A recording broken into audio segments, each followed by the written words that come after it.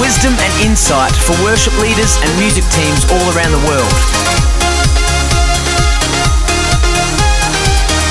For more details, email thewell@planetshakers.com. Hi everyone and welcome to The Well. Welcome! Episode 5 coming to you from Planet Shaker Studios, and it's BJ's first time in the studio. Oh my goodness, how are you feeling, BJ? This is amazing. This is amazing. Epic in proportion. This is great to be here. Thanks for coming back to us, BJ. Yeah. 4 episodes with... Yeah. Well, no, we did meet up last episode in Manila. Yeah, we did. That was fun. Hey, this is a cool new look. The well. The fact you're both wearing checker shirts. We're both wearing checker. Yeah, in sync. Somebody's got to be the cool guy and wear black. So the mantle fell upon me today. But we hope you enjoyed the last episode. We had a lot of fun in Manila. Thanks to everyone who came out in Manila and in all the other places on the Asia tour. We ended up in China as well. Yeah, which was pretty crazy, and you saw a little bit in the special features on the last episode. But before we go any further, why don't you check us out on Instagram and Twitter, which is thewell_PS, or check out our Facebook page, which is Planet Shakers-The Well. Actually, no, it's the Well-Planet Shakers. I think I say that every time like that. Yeah. But it's great to be back. We've got a great episode for you. The topic of this episode is monitors. It's going to be great. You're going to learn stuff. So get excited. So let's talk about last weekend, guys. Let's talk about How did it go? Really good. Melbourne, me and Sam. We're in Melbourne. Yeah. BJ was Southeast Campus this week. Southeast Campus, and just for those who don't know, we have a Southeast Campus, a Northeast Campus, a Geelong Campus, and our Melbourne Campus. That's in Australia. Yep. We also have our South African Campus, Cape Town. Cape Town. Los Angeles Campus, and maybe some more to come. Yes. Ooh, stay tuned. But yeah, tell us about Southeast. Yeah, Southeast was great. It's a different kind of situation that we have out there. We set up. We have a restriction that is nobody's allowed in the building until 7 a.m. So there's nothing set up in there, and literally it's all hands on deck. We get everything sorted within 30 minutes, and then we're sound checking. Quick turnaround. Very quick turnaround. But you know what? Given that situation, it's incredible, and it's a brilliant campus. Love it. Yeah, we had a good time in Melbourne. We taught a new song. Yeah. Should we show them a little bit of the new song? Let's show 'em. Yeah, let's do it. Here it is. Whatever comes, whatever goes, there is one thing that I know, that you are faithful. Yes, you are faithful. So I speak out your word. It has the So what did you think? That was a fun song. And that's actually the dance move for the song, which is cool. Yeah. Everyone has to do that dance move. But we finished. Yes. Oh, there was a new song, right? Yes. There was a new song. That was the new song. That's what That's we're what talking we're about. talking about. Yeah, it's brilliant. Yeah, thanks. Yeah. I just want to say it's brilliant. So we did that new song on the weekend. Some different things about that song is that it was like faster than other songs. And So- people were freaked out. Yeah, people didn't know how to, dance to it. I mean, typically a lot of our praise songs are between 120 BPM, which is 120 beats per minute, and maybe 134. Between tops. that. Tops. I was actually playing a game the other day in the car. Rachel was playing me a song. I had to guess the BPM. Really? It's a fun game. Did you? But anyways. Yeah, okay. But anyways, this, I did well. You did. Good. This Okay. new song is 150 beats per minute. As you just heard, it's quite fast. Yeah. So you can jump to it, but it's almost like you're on pogo sticks jumping. So or a jackhammer working on the streets. So look, it's fun, but it's good because it broke people out of their mould, what they're used to. Yes. And good learning experience for me as well. I was leading praise, and we did that song first, and I think a combination of it being a morning service, people sleepy. It was a brand new song, people learning it, and the fact that it was a different style song, or a bit faster, I kind of may have got a little bit, oh, come on, why is people not getting into it?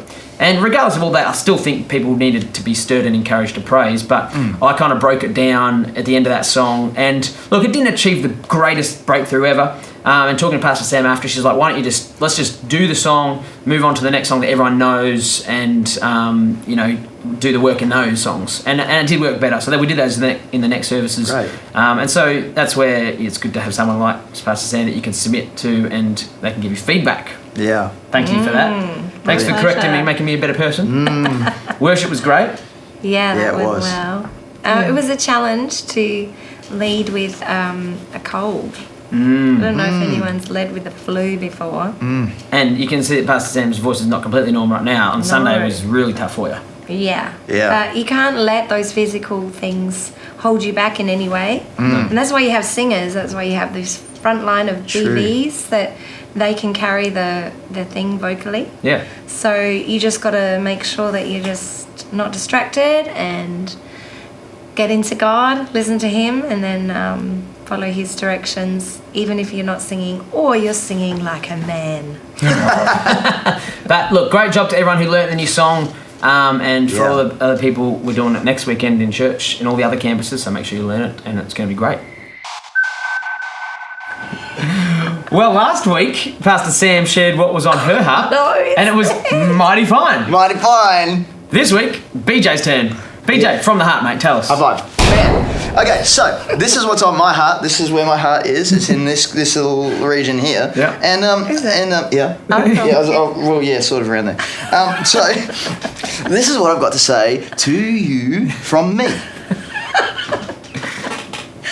Psalm 37:4. This is what I've been thinking on lately. Delight yourself also in the Lord, and He will give you the desires and secret petitions of your heart. And also Psalm 103:2. Bless the Lord, O my soul, and forget not all His benefits. And I'm just stirred lately, guys, just to be feeding myself on the promises of God all the time.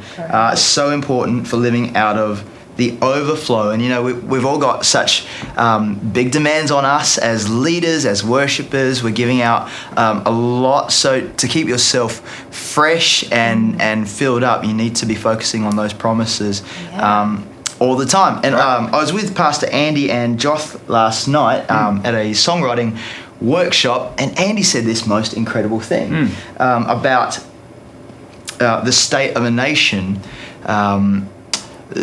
You can judge the state of a nation. Yeah, you can judge the state of a nation by its artistry, like its music, its paintings, its sculptures, architecture. They're all signs of abundance because when a country is at war or in famine, the focus is solely on survival. And I thought, what a great illustration of the importance of abundance. And so, I just want to encourage us all just to be focused on the promises of God, that you can minister out of the abundance, the river of God that is so He's wanting you to live out of. Great. Yeah. Nice one. Yeah, thanks. Good job. Yeah. Well, this week on The Well, the topic is monitors. And we thought we could get somebody in here to talk about it, but what we do? Yeah, that's how it's done. But we thought we'd show you the real deal.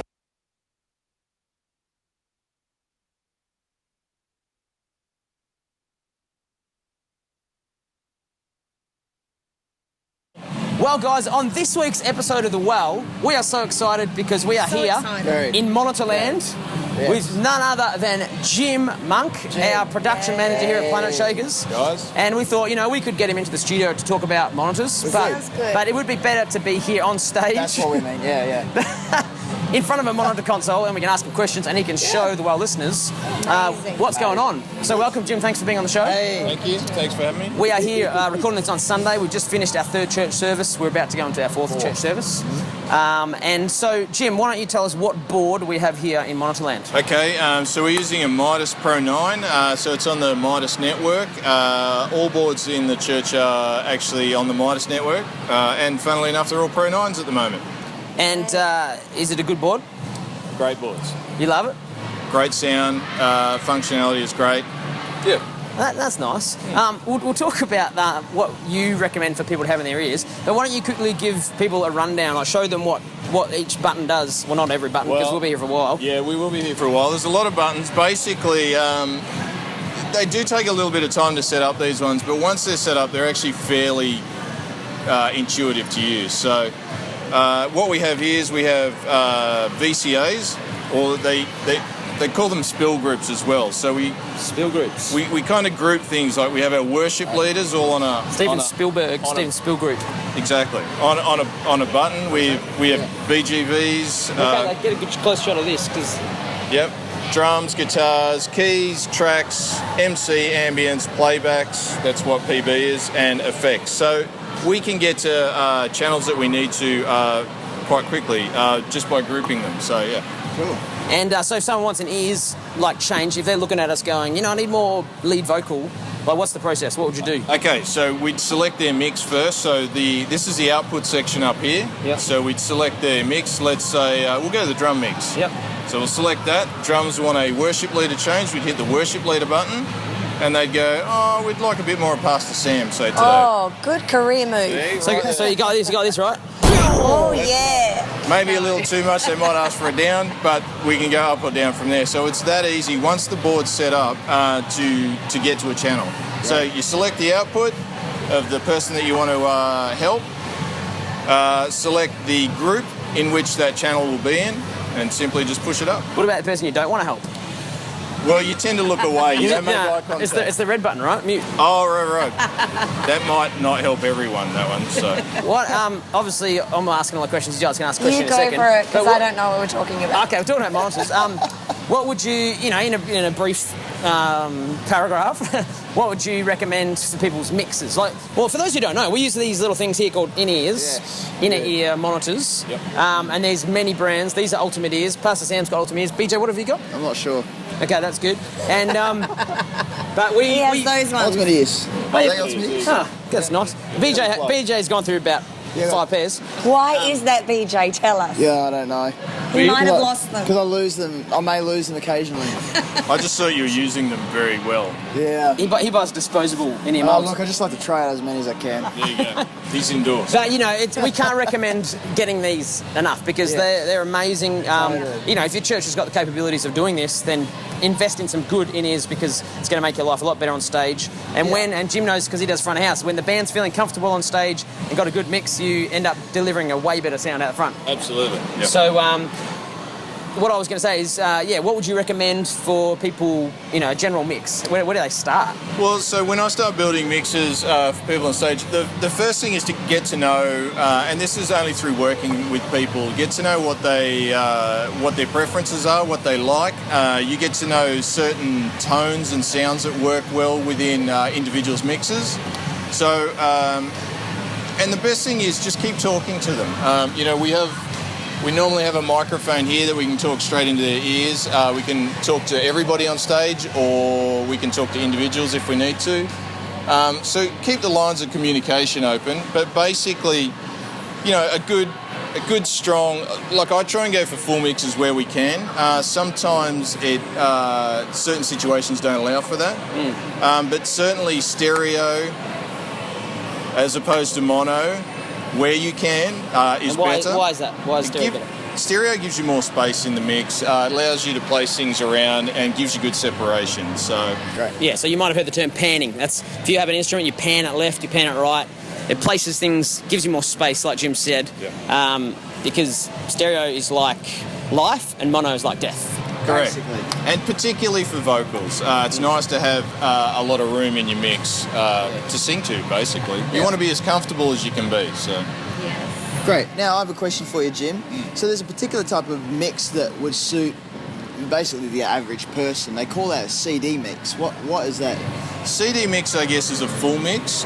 So that would be normally what I find is, okay, just jumping back a second here, which will answer this. Yes. When I set up a mix from scratch, what I'll tend to do is, if you look at the board, there's a thing here called zero or unity, as we like to call it. We love Unity. When we gain things up, I normally go to the individual's mix and I have their instrument or voice at unity. So theoretically, they are the loudest thing. Nobody else will ask for them louder than themselves. Yeah. So that's how I build gain structure. And gain structure is very important on any board that you use. So from there, I'll gain, and then everybody else will get something underneath that. So essentially, that's the loudest that channel's ever going to get.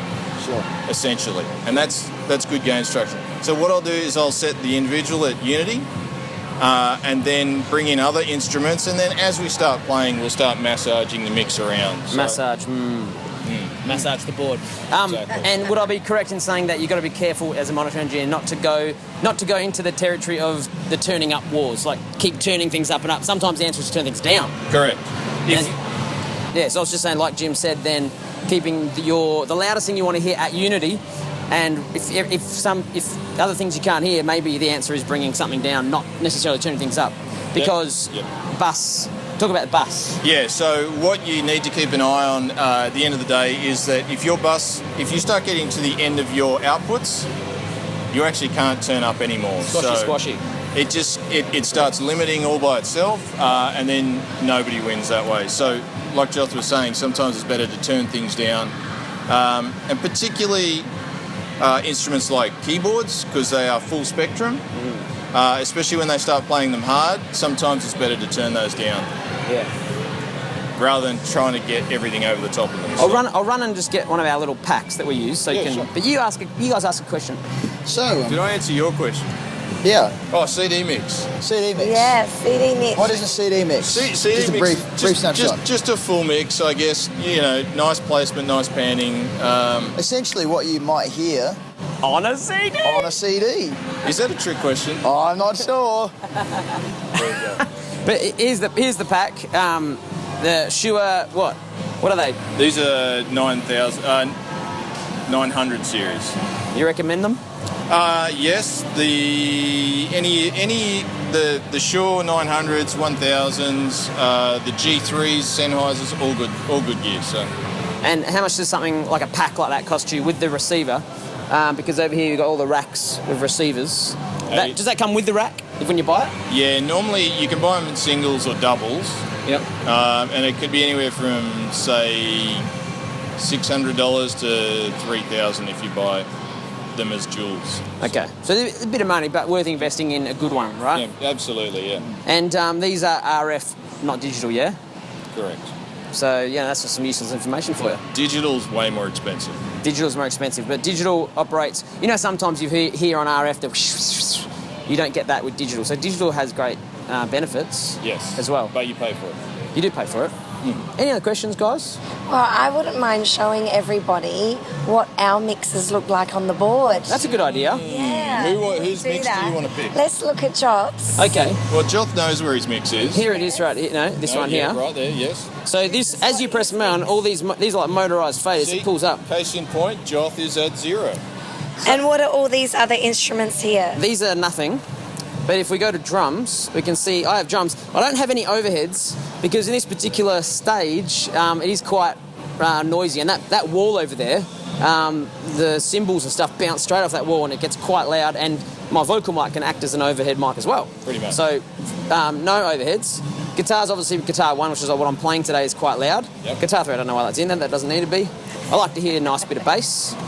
Piano's in there. Tracks, a lot of tracks and click. I was actually going to ask for the next service to have more tracks and clicks, so I think I might just do it now myself. Absolutely, I'll figure it out. We are being so efficient here. Yep. MCs, we keep MCs muted when they're not speaking. So during the praise and worship, MCs are muted. It's very important, otherwise they're just acting as room mics, basically, Correct. and add heaps of noise. Ambience. Now, what's good about you, Jim, when you're on monitors is you ride the ambience, don't you? Yeah, just for a bit of room feel and just so... like a lot of times I see artists pull their ears in and out, and it's normally to get a feel for the room. Yeah. Sometimes if we can... I never do that. No, BJ never does that. Never do that. He never puts them in to start with. So sometimes just to help them out, rather than pull ears in and out all the time, I just sit there and ride the ambience accordingly. So Because you don't want that up the whole time. Correct. Too much noise. You'll So destroy your in a quiet moment, I've noticed that when you're on it, they creep in and it's nice. Yeah. And then effects, you know, we have, because of when you have both ears in, it can seem pretty boxy, Yep. and like you're in a chamber. So we have effects like reverb and delay that just gives you the impression, like it makes you feel like you're in the room a bit more, as opposed to alternate. All right, let's have a look at BJ's mix, who is on what's he on? BV. I don't think today is the ideal day to be looking at my mix, but yes, we can. Well, let's go to Pastor BV2. Sam's. Let's go to Pastor Sam's one then. Is this Pastor Sam here? Yeah, right there. All right, so if we go same deal, Pastor Sam has, you know, a good selection of drums. She has some overheads. Bit over it, okay. Guitar, she's got my guitar. She's got guitar 3, which I don't know why there's no guitar 3 today, I don't think. Yeah, I think we can just... So just mute that. Pastor Sam likes her bass, so you can see the bass is quite up there. You know, a good amount of keys. It's important to have keyboard because keyboard is a great thing to pitch to. Correct. Where guitars can sometimes go out of tune, even though it's good to have guitars in your ears, but would you agree? Yes, bass is another good instrument to pitch off when they're in tune. When they're in tune. tracks. Pastor Sam has come up with a new name for the click track. What do you call it? The bing bong. The big bong. This is why. Ready? Listen. Bing bong bong bong. Bing bong bong bong. So that's what the bing bong sounds like. And MC muted. Ambience, same as me, and you've got effects on as well. All right, let's look at BJ's, because... What were you, BJ? The dollar signs? Is that BJ? No, they're the money channels. The money channels. They're the money channels that when Show you me need the to, money. So, when you need to get to these quickly. For example, an MC just walks out unexpectedly. It's like, where is that mic again? Yes. Go to the money channels, Money. and then you unmute. Another cool thing about this is Pastor Samantha's mic. Oh, yeah. And the cool thing about her button mic is this little button here. When she pushes that button, it's a dual channel mic. And so when she presses that button, it flips. It turns the normal mic off, so cuts it out of front of house, and it just goes to all our in-ears. That's a very clever little design. I can talk to everybody. Yes. Nobody gets in trouble off that button. Because even you might think that Pastor Sam is very happy, but when she gets on this button, she's so angry. It's like crazy. I'm just joking. No, she's gracious. she's kind all the time. I'm the one who gives the angry looks. Very kind. Very good. What BV were you? 2. BV2. There we go. Oh, look at BJ's mix. What's going on here? So BJ likes to have these channels down here Yeah. because he doesn't like What to hear is those that? ones. Nothing. Look, BJ's probably got a very similar mix to most of us, except, you know... That one. Which one? Which one are you talking about?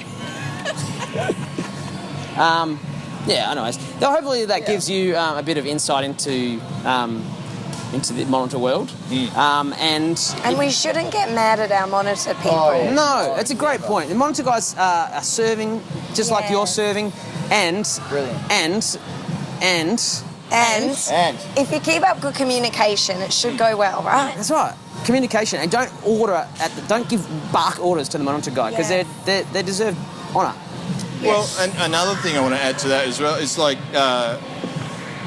one thing that monitors that maybe it's great for musicians to realise as well is they can mix their own mix themselves, just like old school bands. When we used to have wedges and that, if the guitarist was too loud, he used to get a glare, so he'd have to turn down his amp. So, as the musicians can do this on stage as well, you can look around at if let's say not guitar 1, but let's say guitar 2 was having a bit of a solo day. Guitar too, yeah. We can look at guitar 2, and he's got a thing on his guitar called a level knob that Very subtly. as well that can make or break a mix, other people's mixes. So we try and EQ as little as possible on the monitor board to keep it as real to the source. So if there's an issue, we can go back to the source, because at the end of the day, if we can fix it at where it starts, it's going to translate a whole lot better through not only in the monitor board but out front as well. So Great. Well, everybody thank Jim for joining us today on The Well. We appreciate it. We love you, Jim. You're a great guy. thank you, guys. When you call if you need your lawns mowed, call Jim's Mowing, and he'll sort you out. But if you have any questions regarding that, why don't you write them in, and Jim's Mowing will answer them for you. Good. Good. Good. Well, guys, did you enjoy that? Well, I enjoyed holding my phone up the whole time during that. Yeah, if you're wondering what we were doing with our phones, that was the microphones. Yeah. And because we're in a day and age now where you can use your iPhone to record yourself for that, which is, I think it's quite good. Yeah, it was very informative. Speaking of iPhones, I was going to bring my iPhone out right now. Okay. Because I have some questions Great. on here. And look, questions. the first question we're going to go to is from Alex, who is from the Philippines. Hi, Alex. She says, "Hi guys, just have to say I was so blessed going to Manila." She was obviously there at our concert last week. Fantastic worship. Yeah. Her question is, how does the whole team get new musicians or worship leaders? Do they have some kind of requirement besides the fact they should hold a note? And I think she means the skill level. Do they have to have some sort of requirement besides just being able to play the instrument? Yeah, definitely They a do. bachelor in music. No, Okay. no. That would be good though. It would be great though. It does help. Yeah. Look, there's a range of things, I think. Come to church. Deliver it. Yeah, for sure. Look, you need to be a part of our team, our church. Sorry, not our team. You need to be a part of our church first. Yeah. That's Be a planet very, shaker. very important that you are in the life of church, and that you've done our DNA course. That's a course that teaches you about the core cultures and values of our of our church. So once you've done that, you can audition, and in the audition process, you need to be of a certain skill requirement, and also we want to know a bit about you, about your heart, where you're at, and Yeah, that's some so of the things. pastors, they recommend these people because they're locked into maybe Urban Life, or they have an Urban Life coach that will vouch for them. So we need someone to vouch for a person's character and whether they're faithful or integrous. Yes, it's definitely not just about the gift. Though we want somebody with a gift that they've developed and crafted, but there's also that character aspect that's very important. And relationship with God. Yes. That is important. Yes. No, that is important. I'd Our say people vital. on our stage are in love with Jesus. Yeah, and that's true. why I think we can bring breakthrough, because everyone has Totally. their own personal relationship with the Lord, and it shows. That's right. It's like that musicianary statement that we talk about. Musicians who happen to be powerful men and women of God who happen to be musicians. That's what we are. Yes. Next question from Manu, who is from India. Hey. Got to say, butter chicken is my favourite dish. She says she's watched all 4 episodes of The Well, the video podcast. Great. She loves it. Her first question: while recording your albums, how do you decide who has to sing each song? We generally do that with whoever's leading worship on the night. So what you hear on the live albums is generally the representation of what happened on the night. So if BJ's singing a certain song, or Pastor Sam, that's how we choose that. So it's Pastor Russell, though, who does that, right? Pastor Russell chooses who leads what on what night. Comes from that. Yeah. And then we also try to have a bit of variety throughout the album, so it's not just all me or all Pastor Sam or all BJ. Give people different voices for different songs. The second part of the question is aimed at me, and it says, Joth Hunt, your hairstyle looks really good. Why, thank you. Especially today. That's what it looks like, people, when it's not done. There you go. What do you call that hairstyle? Well, this is actually called hat hair. I think it's called bouffant. Yeah. Buffon. Different countries have different names. My normal hair is where you call it a quiff. A quiff, yeah, we would call it a quiff here. Some would call it a pomp, maybe, or something. Really? I've not Yeah, heard that. it's barber terms. Oh, sorry. Okay. Pomp. Haven't you heard of that? I really like it. I like your pomp. Hey, nice pomp. Anyways, moving right along. Brilliant. That's what you call my hair. Jez Real. Just real. Goes by the name Jez. He's from the Philippines. Hey, Jez. He's a part of the music team, and he has one problem right now. Right. All right. Ooh. What would you do to one music team member who does not know how to listen to his co-members? And sometimes we could feel that during worship time he wants to take control of the whole playing and flow. Say he is a drummer. The worship is getting deep. For example. For example, the drummer, and that's what we're talking about. The worship is getting deep and solemn, but he's just getting all the drums to sound so loud that it gets to the point that it's not pleasant to the ears anymore. So it sounds like there's a bit of non-sensitivity. Is that the word? Non-sensitivity? That's fine. And most of the time we could feel that he is getting so boastful. Okay. Does all the talking and feels that he is the right one always. That he's always correct. Right. Please help us and give us some advice on how to deal with this. Thank you so much. And by the way, we had an amazing night with you guys in Manila. Oh, so I'm great. so glad. So how would you deal with that, Pastor Sam? Is there another drummer that you could use Give this guy some to time. give him a rest? Yeah. That cool. would be good. And if there wasn't? Well, If there wasn't, I think a one-on-one conversation needs to take place. Yeah. And maybe with a pastor as well. Because there's always a reason why someone behaves in a certain way. So trying to get down to the reason why. Why does this drummer want to be in control or pushes for his own way? Like, why? Maybe there's an insecurity there. Maybe there's something in his life that he's dealing with. And so having yourself there, or a pastor as well, to try and get down to the root cause and the reason why. Because often if you deal with that, then the outworkings of that is that someone will, get in sync and will stop controlling the situation rather than just dealing with the outward manifestations of what's more of an internal issue. I'd do that. Communication. Be honest, lovingly honest. Yeah. Fruits of the Spirit. Yeah. And then if he's not going to listen, give him a rest. Yeah, and making sure that the leader is the one who's really helping that situation, because I noticed that you wrote he's not listening to the co-members, and so sometimes a leader needs to step in because they've got the authority to make the calls on stuff. Yeah, that's important. Yes, if I'm leading worship, I'm leading it. So if another person is, if BJ is on his acoustic and he's just going for it, like I'm going to solo the whole time, I might go, BJ, stop it. Simmer down. Just stop it. But I'm the leader, so I'm taking that authority and I'm taking the lead in correcting that. And then maybe we'd have a little conversation afterwards. Yeah. So BJ, why do you need to play that acoustic guitar so much? I was just so anointed, Anyways, I hope that helps you. Next question is from Jeanette. Jeanette. Who loves the whale. She says, my boyfriend and I have been a part of my church for many years, since we were little.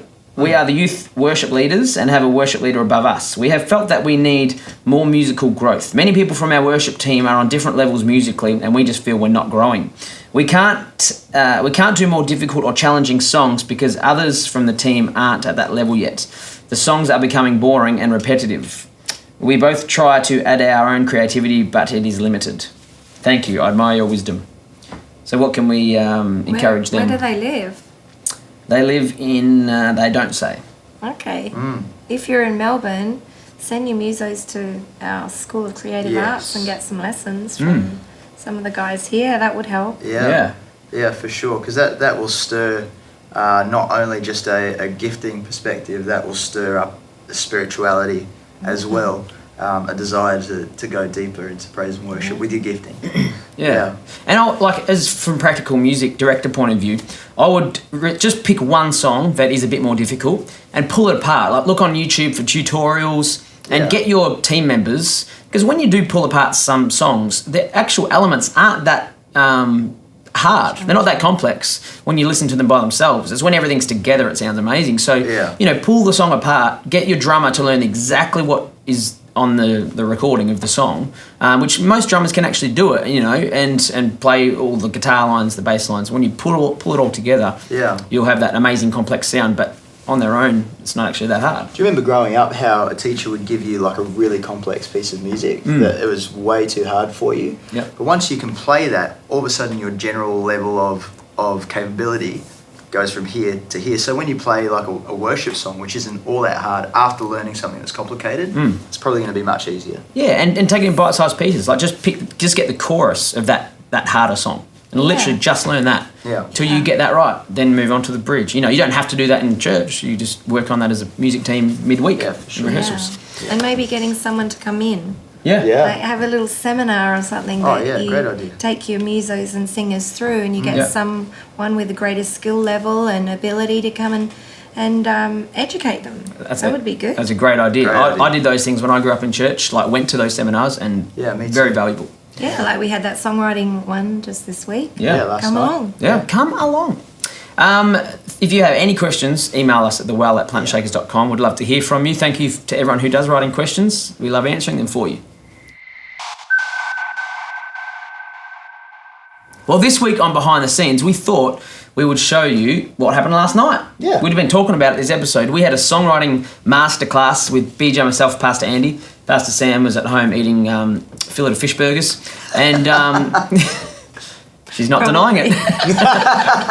But we had a great time. A great bunch of people came out from all different churches, and we just shared a bit of what songwriting is to us and how we approach it. So why don't you take a look?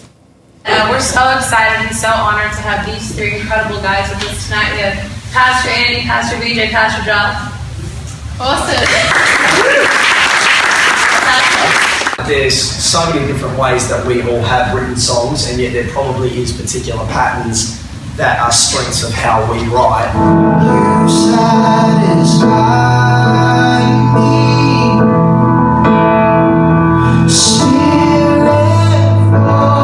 Because sometimes it just takes getting the right jigsaw puzzles in the right place to actually make the right song that God was trying to breathe through you the whole time. A celebration, come on this way, and he's about to collide with this such great tragedy and sorrow. What a picture that creates and paints in your imagination. You turned it around. So this is a collective song. So obviously in 15 minutes we don't have time to go through every person's ideas. So sorry, but if somebody, Your love remains. I don't mean to be a poet. It sounds like So you know what's great about that? Really easy to loop over and over. Great access points in and out.